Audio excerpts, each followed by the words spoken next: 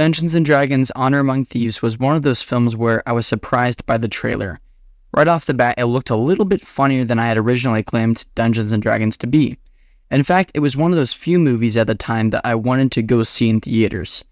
I didn't have a movie pass yet, so I saw maybe one movie every other year. But I was willing to support the cinema and watch a few of the 2023 releases despite the expense. Of course, now I have a movie pass and I see movies all the time. And unfortunately, I never watched Dungeons & Dragons Honor Among Thieves in theaters. Instead, I went with a friend to watch Super Mario Bros., which was fun, but looking back on it, I wish I supported the less popular movie instead. After a while, I had completely forgotten that the movie existed. It was sitting on my Amazon watch list for months, until just the other day, I saw it on my recommended, watched it, and was blown away by this spectacle of a film. The premise is simple. You take a D&D campaign, and you strip it of all the real-life elements and turn the game into a cohesive plot. Obviously, this has been done before, but I don't think any of them have done nearly a good job as this movie has. I have played maybe 20 minutes of Dungeons & Dragons. It was a very simple, little baby round with my cousin. I don't understand any of the content or jokes within the fandom, but I do know the vibe I got from that one game, and this movie absolutely nailed it. The second time I watched it with my brother. He played the same game with me. He knows even less people that have played it, and he knows even less jokes and humor. He was just there along for the ride, and he loved this movie. So in this video, I'm going to break down what I liked about it, why I don't think it did very good in the box office, and what I think we should learn from its box office run. Spoilers ahead, you little goobers. First off, I want to start out by saying, I think this movie nailed its sense of humor. When watching it, it genuinely feels like I'm watching a D&D campaign play out in front of me. Everything from the silly jokes and quips all the way to the acting and the far-fetched storylines. It looks like the cast had a lot of fun whilst also having respect for the game that so many people love. They brought their emotional A-game while at the same time bringing the necessary lightheartedness so as not to be overbearing. At first, I thought it was a little coincidental that they happened to know where the Helmet of Disjunction is and that they happened to know about the dude that had it, but looking further into it, that's kind of exactly how Dungeons & Dragons plays out. The little jokes like Dork needing to be a deer to sneak into the castle feels like one of those things where a player would say it as a joke and that inside joke would just stick for the rest of the campaign. Other moments perfectly represent the gameplay, like when they first resurrect the dead army. They ask unnecessary questions and lose access to valuable information. Or when Edgin and Holga were about to be beheaded, I picture Holga rolling a perfect D20 and taking out all the guards while Edgin rolling a D1 couldn't even cut his rope with a sword. Speaking of which, the action is top-notch. Every action scene feels necessary and believable. The Band of Thieves use each bit of treasure found along the way to its fullest potential. For example, they use a teleportation staff to sneak into a vault by hiding the portal on a painting. Genius. They also use an invisibility pendant to put an anti-magic bracelet on the bad guy, and those just being a few examples. And as far as the choreography goes, it's near perfect. It's satisfying to watch Holga escape a beheading with a brick and proceed to take out 10 guards. There was only one time when the choreography was a little goofy. In the final battle, Doric the Druid is like grabbing on a Sofina's arm. I'll show the clip now. Sometimes with a large ensemble cast, the less interesting characters get shelved, but not in this case. Every character serves their role perfectly. Each character has a shining moment and a significant impact on the plot. Whenever they take a back seat, they still add meaningful or at least funny dialogue to the conversation.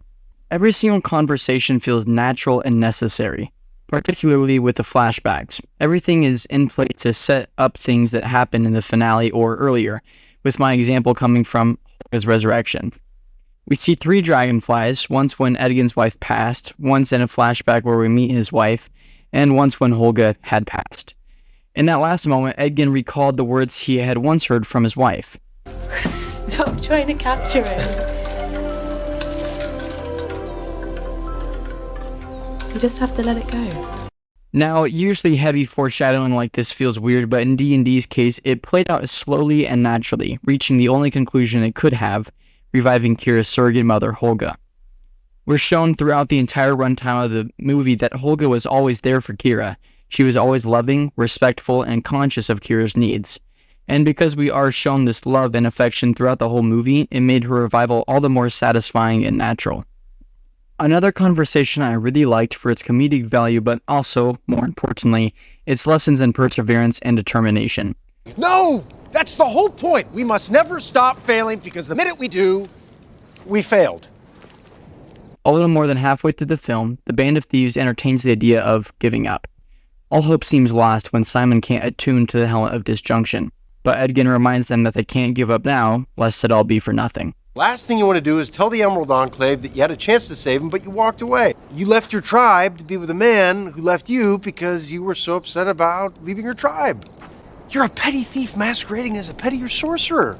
You gonna go back to your show? I'm the champion of failures. I lost everything that ever mattered to me, and it was all my fault. The truth is, each of these thieves needs this quest. They haven't necessarily lived the best life, and they want to die honorably instead of die in a life of crime. As Edgin put it, It's better than dying. There's worse things than dying. I think that's what he was alluding to, was the fact that dying would have been more favorable than bearing the pain of knowing you're the reason your wife died. He later tells the crew that because he stole a red wizard's treasure, he led them right to his door where his wife and nearly his kid were killed. And it all happened because he got a little greedy. And if each of them give up now, then everything they ever did would be for nothing, and they would die with no honor among themselves. What if Edison had just given up after 100 tries at the light bulb? What if Luke had just given up on his Jedi training after he couldn't lift a few rocks? Point is, no goal has ever been reached by quitting, so why quit? I think is a beautiful sentiment displayed with humor and heart. During those moments when Holga is being revived and Edgin claims he's the champion of failures, Lorne Balfe's score doesn't take away from the moment. Instead, it simply adds upon the atmosphere. It actually does this throughout the whole movie. It's not over the top, but it's epic enough to bring the vibes home. Similarly, the CGI, practical effects, costume design, set design, and many other things are all beautifully thought out and 100% worth a mention. All of these details including, but not limited to, score, costume, set design, acting, and action all make for a perfect film about Dungeons & Dragons. But if it's so great, why did it flop at the box office, and why is no one talking about it? My short answer? Intellectual property. Dungeons & Dragons is typically looked at as a nerdy thing, and I think having that in the title cut off a large portion of potential viewers. Obviously, it draws the game's fans, but there are so many people that would write it off simply because the IP it's attached to. I know I wanted to do that with the Super Mario Brothers, it just wasn't my thing. So I think in favor of good movies, we watch trailers, listen to reviews and friends, and at the end of the day, watch it on your own, no expectations, and see what you think. That's why I've said it at the end of every video. Your own opinion will always be more important than mine, so get out there, watch it, and see what you think. Let's not let the good movies slip by because sadly, what tells the producers it was a flop is money. Take Tron Legacy, for example. It flopped at the box office, and it's a masterpiece of a film. If everyone had given it the attention it most certainly deserved, both online and among friends, we could have gotten a more promising sequel. Nothing against the current filmmakers, I'm just not crazy stoked, especially because Jared Leto. And that pretty much sums up my thoughts on Dungeons & Dragons: Honor Among Thieves. I'm so thankful for those that sit all the way to the end of these. If you enjoyed today's video, sending it to a friend and leaving a like is greatly appreciated. And if you haven't seen the movie, go watch it and see what you think. Your own opinion will always be more important than mine. Next video is going to be on Kung Fu Panda 4, so subscribe so you don't miss out on that.